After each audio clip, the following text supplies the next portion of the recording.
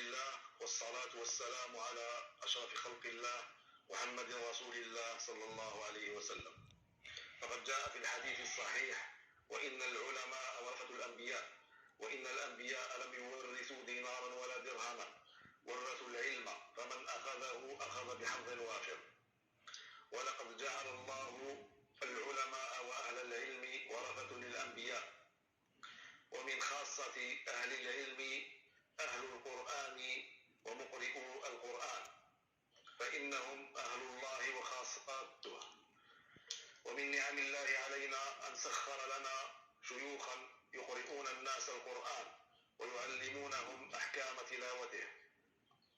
ومنهم شيخنا العالم المقرئ الشيخ محمد المهيدي خليفة المصري حفظه الله تعالى. ولقد أنعم الله علي أن وفقني لأن أختم على يديه قراءة عاصم بروايتيه شعبة وحفص، وأجازني بها حفظه الله وأطال في عمره. فاللهم احفظه ورعاه برعايتك، واجعله ذكرا لنا في الدنيا والآخرة، واجعله من عبادك الصالحين. فليتفضل.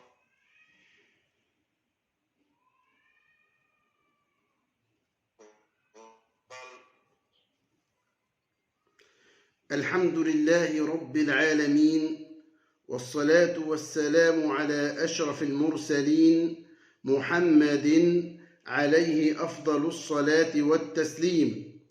فقد قرأ علي فضيلة الشيخ شريف ابن سعيد ابن شريف أوكال الإسماعيلي، المقيم في ولاية بومرداس دولة الجزائر.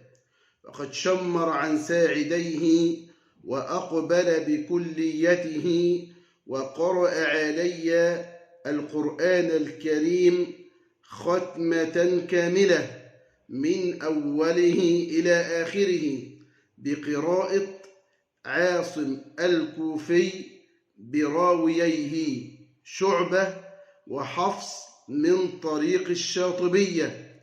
وقد التمست منه في فترة القراءة همة عالية وأدبا جما وحرصا شديدا، واستجازني فأجزته وأذنت له أن يقرأ بها ويقرئ بها في أي مكان حل وارتحل، وفي أي قطر نزل. وأسأل الله تبارك وتعالى أن ينفع به العباد والبلاد، وأسأل الله تبارك وتعالى أن يجعلنا هداة مهتدين، وأن يهدينا إلى سواء السبيل. والسلام عليكم ورحمة الله وبركاته.